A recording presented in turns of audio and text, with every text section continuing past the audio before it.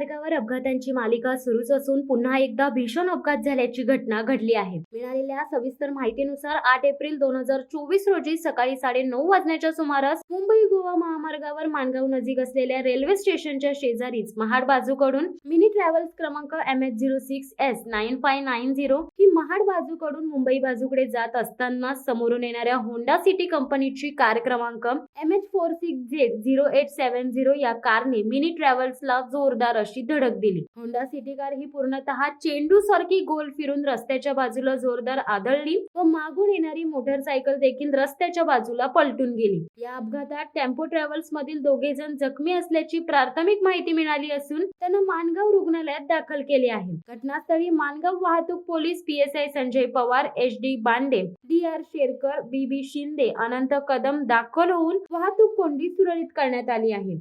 शिवसत्ता times साठी दीपक दबके, माणगाव।